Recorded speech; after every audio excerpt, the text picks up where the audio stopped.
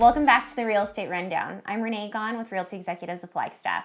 And I'm Chris Hallows with Benchmark Mortgage. And if you're looking for the most accurate local content as well as local expert commentary, you're in the right place. So please like, share, and subscribe as Renee and I put in a lot of work and effort to make sure that this is valuable for you.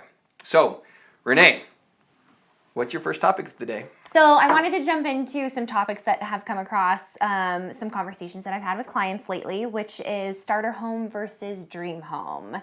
And it can be a very hard decision, but right now I've actually had a lot of clients who have leaned into the starter home instead of taking the jump into we can afford the dream home, but does it make sense right now? And there can be a lot of benefits if you just say, hey, you know what, maybe we don't need that much square footage right now. Maybe we don't need that much land right now. And a lot of that can be just cost. You have a lower down payment, you have a lower mortgage, you have less maintenance. Take those funds that you're saving on a monthly basis, save them, and then when the time comes and hopefully your interest rates go down, you can take all of that, put it into a dream home, and at that point you can take the equity that you've built, or you can actually use it as an investment property. There really are then, I think, three options, right? Is when you're saying, hey, we can keep renting, or we can buy the starter home, or we can buy the dream home. Right. And in that hierarchy, I would probably go as to say, and we are seeing a lot of folks make that same kind of reality check because 80% of people are financing. Mm-hmm. And that's, it's an approximate national statistic. But in that 80% of people that are financing, that I think that's the ideal, that they're balancing budget, right? Mm-hmm. And saying, yes, dream home seems awesome and maybe we could stretch to that, but just realistically with where terms and market and everything is right now, it is a settle, but it's just strategic settle, right? Yeah. Because then the alternative of renting, you and I were talking about this just before, of saying, yes, like loan amortization, look it up, everyone, it's not a secret that you are paying very little towards principal at the start of a mortgage. Mm-hmm. And so, but the bigger kicker is saying that you are then an equity partner. You're an owner of that home. Yes. National appreciation right now is 5 to 7%. Yeah. Sorry, let that sink in like a little bit, 5 to 7%. And so that you are then saying, okay, well, if you decided to rent and 100% of that payment is to the landlord, is essentially interest, right? You're not getting any principal and you're not an equity shareholder of that home. Yep. I don't know. I think a lot of folks that, sure, I'm hoping that we're not seeing this massive acceleration of appreciation like we've seen in the last little while. So mm-hmm. if folks are thinking, hey, let's keep saving and let's keep chunking away, well, is it really just, if that's only a year or so down the road, then sure, let's wait for that dream home. But I think there's a lot of argument, like you're saying, for that starter home and just like get your foot in the door. And that's the 5 to 10 year plan. Exactly. And I really been very fortunate that a lot of clients have taken advantage of that and just said, hey, you know what, this is what works for us right now. We can kind of tweak things here and there and maybe do some slight renovations. But I think in the long run, it's really going to pay off. And Renee, right on that same topic, kind of leads me into mine of wanting to talk about renovation financing. So we have been getting that question for like the last year very steadily, since a lot of folks do have such great terms on their first mortgage, took advantage of a refinance, and are and like their location, mm-hmm. but they're stretching a little bit. So like, is it really worth it to go and buy another home and go through that whole process? Where we just need a little bit more, whether it's that extra bedroom or we just want to upscale the home. And so a couple of pieces on renovation financing. So if you have equity, the first thing you're going to start out is looking at an equity line of credit, because in a traditional situation, you could look at refinancing and pulling cash out, mm-hmm. but we don't want to touch that 2 or 3% interest rate. Definitely not. Definitely not. So then a lot of folks get concerned and saying, well, an equity line, like those rates follow prime. So yes, every time on a traditional mortgage, every time the Fed raises their interest rates, mm-hmm. it doesn't have direct impact to your 30-year rate, right? The market commentary and anticipation around changes that more indirectly, but it has direct impact to then an equity line rate. Mm-hmm. And so, yes, those have been hiking, and ballpark interest rates, as we're recording this in August here, 2023, 10-ish% is total ballpark equity line rate. So that seems crazy, right? Yeah. It seems like, oh my gosh, that's even worse. But you're not taking, not necessarily, your goals may vary, But if you're taking a $25,000 equity line, and it starts out interest only for 10 years is kind of a typical process. Right? I'll have we'll put up a chart here to kind of show. You might need to pause on this because there's a lot to digest. You and I were looking at this. There's a lot to digest. That yes, you are just paying interest, but if you were adding into principal, your payment compared to a cash out refinance, even if down the road rates got 2% better, so or down to the mid 4 range, you're actually not too terribly off. You're fairly similar actually, even if rates were in the 4% on a refinance. Whereas on just doing one mortgage, right, at a high rate. So carrying the bulk of your mortgage at a lower rate and then a smaller amount for your renovation at a higher rate still can pencil, right? And then and I have on that analysis even doing a $100,000 equity line, again, still kind of relatively pencils. It does.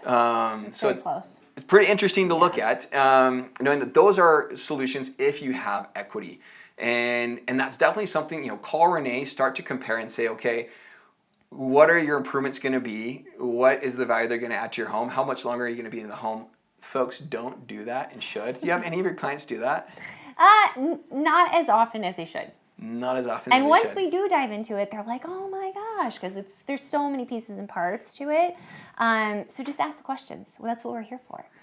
Because what I find too is that if you're trying but don't do it, right? So what I mean by that is if you're maybe if we pull $20,000, $30,000 out of the house, do the new flooring, get the new kitchen, we'll and put in some sweat equity, we'll love the house. But it's no, you just hate the neighborhood. That's not going to fix it, right? You think you're going to fall in love with it after that, but it actually doesn't change it that much. Yeah, exactly. It's sorry, I think I used an analogy, a dating analogy last time. It's like the dating analogy where you think, if I just, work on this person now, no, don't take it any further. Yeah, it's not going to work out. That's never going to become what you want. And this is much more expensive than that. Yeah. So, so that's, I think it's important to, so if you have equity, that's the route, right? And folks may be purchasing or thinking, hey, I'm going to renovate this. One thing that is very, very under discussed is renovation financing. Have you ever done one of those? I have only attempted one, and actually my clients decided to tap out on it. Oh, gotcha. Because we have done several of those here in Flagstaff, and so that's where if you don't have equity, right? Because when I say equity, that's the current value of the home. Yes. If you want to build an addition on a home, you're going to buy it at $400,000. You want to put an addition, and sure, that addition is going to increase the value, but you want to borrow against future equity. That's where renovation loan can allow that. Yeah. Because basically, you are going to get your plans and specs and everything and give that to the appraiser, and they're going to do an as is and an as improved value. And then we as the lender will say, okay, as long as the value is going to improve and there's certain rules and restrictions there, that we can then actually finance repairs into the home. Yeah. Now, there's both an FHA 203K, so an FHA government-backed product, as well as the conventional home style is what's called. It's kind of fun, home style. That's good. They're trying to be hip with that. But they do exist, and they can take a little longer. So sometimes because we have a contractor involved, right? And so that's where on a purchase situation, maybe not as attractive if it's a seller's market, which we'll get to in a second. Right. But you can do a refinance with them as well. And so definitely things to talk to us about if you're thinking, hey, getting the turnkey home at $600,000 is just not working for us, but we're going to get creative. We're going to find that home at $500 that we can put $50 into, right, and make it what we want. Even if you are doing an FHA 3.5% down payment, you can access that type of financing. So pretty interesting. It is interesting, and it's really worth exploring. I think we don't talk about it as often as we should, and especially in this market in particular, it would be something that really could be worth diving into. And just having the team behind you, because you do have to kind of keep the contractor in line and making sure you're getting everything done on time. So it's doable, and it's definitely worth talking about. Sure. Which, going right into then saying, timing wise and how you present that offer is everything, especially when you're getting this question of things are changing. Are we now in a buyer's market? I get it very often, actually, or just the assumption that we're in a buyer's market, which is just not the case. So all the numbers indicate, everything indicates that we are heavily still in a seller's market. To be in a buyer's market, we would have to have 7+ months worth of inventory, and we still have less than 3. So we're just not quite there. It's probably not going to be there for quite some time. But again, we've got lots of different ways to get creative and make it work. So no, it's not technically a buyer's market, but even in the seller's market, there's so much that's possible. And it's almost, would you say a fair definition is it's a looser seller's market? Yeah, I would. And even with that, I mean, you think, well, things feel like they're on the market forever. Sellers feel like their homes are on the market forever. Average, or I should say median days on market for the year is 49. That's the average escrow period, between 30 to 45 days. So it's looser, but yeah, it's still definitely a seller's market. Yeah. So I think, and I do the same thing when you go through something really fast and we need to stop and pause on that. So days on market total from day listed to day off market. Yes. Median Closed. right now. Yes, closed. It's 47. 49 for the year. 49 and 47 for the year so for far. last month. Right? And then saying, yes, once someone's actually then under contract is a 30 to 45 day closing typically. Yeah. You know, once we go through appraisal and due diligence and everything. So from market to closing, I just want to make sure everyone understands that. So from the moment they get that on, get the buyer interested, get the negotiation, get it finally closed, it means that homes are going fairly quickly into contract on They really are. average. Exactly. Or the median. The median. And so, and it's, I think it's just important. The relative is so important for us versus big picture, because, you know, when we've all had that moment where we're driving on the freeway and we're going, you know, speed limit, 75 miles an hour down to Phoenix, and someone flies by going 100 miles an hour. Right. You're like, I'm going fast, but that is crazy. Yeah. Right?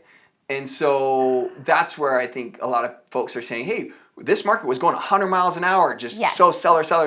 Like you had to like give them your firstborn child and like all this, like then thinking that's a seller's market, right? I got to give them $50,000 over ask. Like that market is not this market. Yeah. But it's still a market that is very much moving, very similar to seller and original price points. And so, yes, it's not that buyers are getting all the terms, but you're getting a lot more. Yeah. Like the car's still moving forward. It's still going at a good click. Speed. I mean, it's still happening, and we're not going in reverse at this point. I don't think we will anytime soon. Yeah. So yeah, I mean, it's so workable. It's so doable. You just have to come up with a game plan and just know exactly what can be done.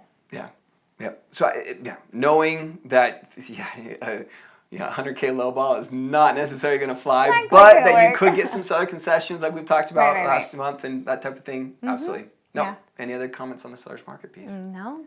I think that's it. Okay. Well, I was super excited to jump into this one because this just highlights the reality of needing highly localized data. So many of you may have seen, and I guess we should fully disclaim, like it's never a good idea to get your news on social media or like someone tweeted this and who is this someone? So we're sharing this up here. This is all, on, well, I guess it's now X. Did you exit or something now?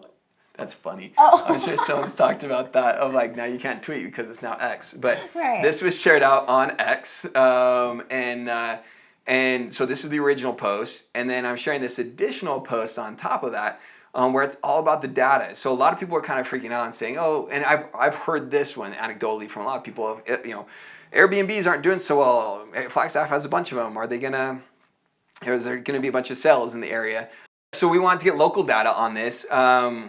So starting with, we're posting this, we received this from the city of Flagstaff, and of course, data is really difficult to parse through, but they're showing about 926 short-term rental properties in Flagstaff. Now, I don't know, a full disclaimer, I don't know how much of that could be just a bedroom versus then full property.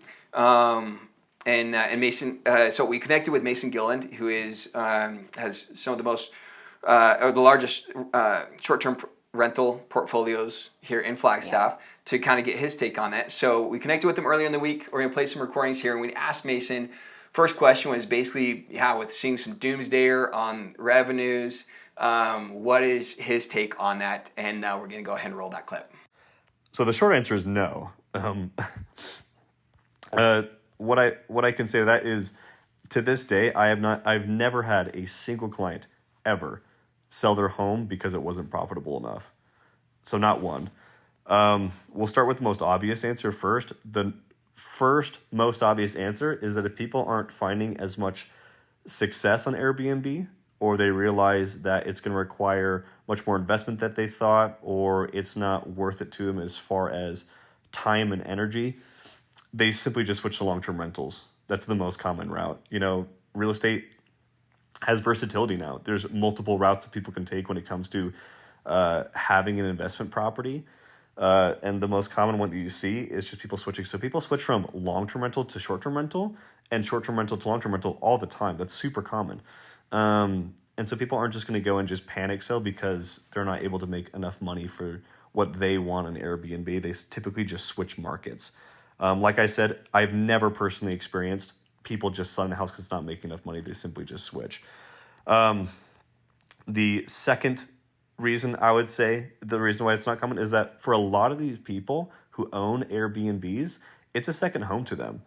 So income is actually not the number one concern for these people. They want to have a home that they can use, either seasonally or several weeks out of the year.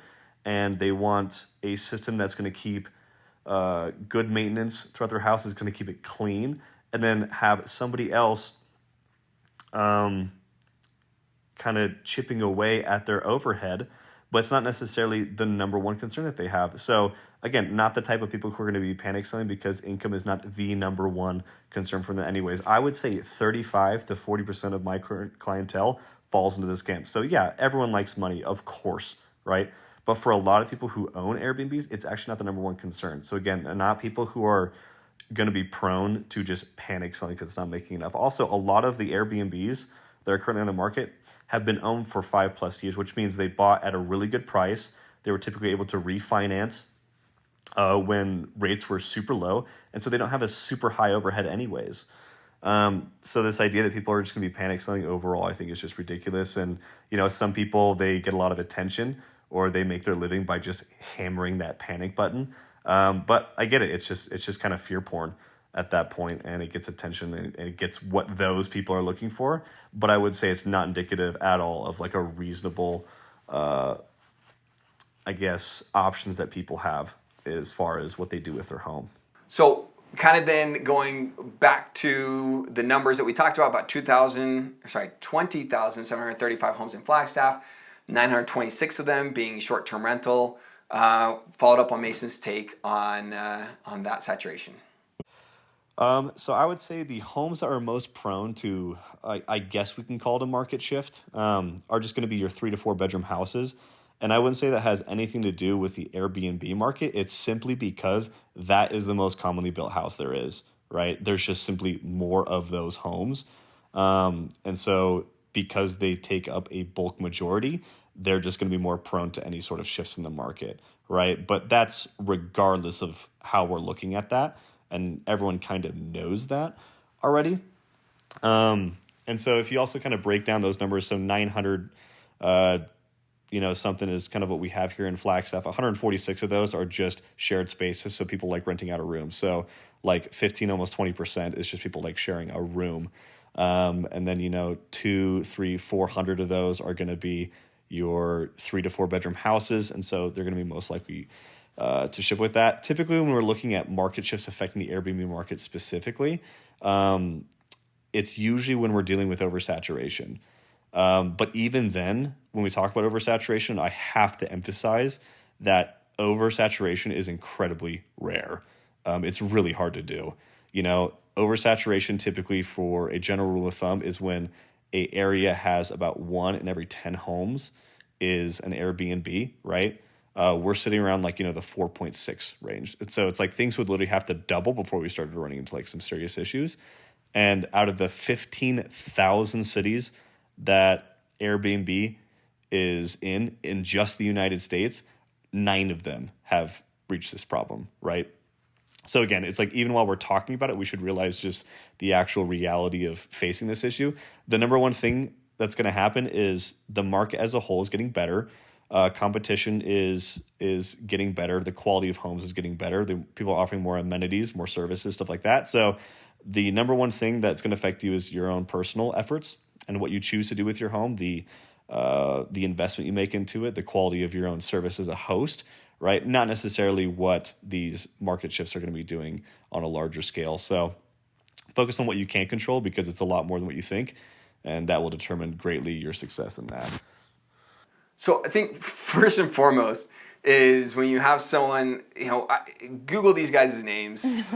One's an economist, one's a real estate consultant. And so they're both using, I've used AirDNA before. They're both using websites that conglomerate data. You got to be careful where you're getting your data from. And so when we just look at Phoenix alone, 3% versus 40% paints an entirely different picture of the situation. It does. And truly, with real estate in particular, anybody can talk about real estate. They love talking about real estate, and they really love to pretend like they're an expert in real estate. So just know exactly who you're paying attention to. And like you said, Google them. Make sure they have the credentials. Make sure that they know what they're talking about, because it's literally everywhere. You can find anyone that can come up with these numbers. Yeah. And sure, am I hearing anecdotally folks connecting that bought homes, second homes, they're just not using them like they thought they would? Yeah. Or, and just like Mason said, sure, could someone just be not getting too intensive or other factors where they decide to sell a property? There's a lot of factors that go into it. Mm-hmm. But is it this totally calculated wave that's just going to hit the market and a flood of properties going to come out? I wouldn't hold my breath for it. Definitely I just don't think the numbers are there. Yeah, I mean, we're definitely seeing short-term rentals hit the market, but I think a lot of that has to do with more personal decisions. They're not able to work remotely anymore. They don't utilize the property like you had mentioned, like they thought they were going to. There's so many other factors, and Mason's really the expert, and what he's seeing is that the numbers are still working. Yep, I love it. Well, this was another great month, another great insight. If you guys have any other questions or specific topics you'd like us to handle next month, especially in like the debunk, because like you said, so many people love to talk about real estate and they love to scare people. They do. Because it's easier, right? That's the easier thing of saying sit on the sidelines, get fearful about it right now versus saying where's the opportunity. And everyone sees it when it's in the rearview mirror. Yeah, it's true. And it's clickbait. I mean, really, people are just looking for those clicks. So just anything that pops up, ask the questions. We're here to help. Thanks, guys. Thank you.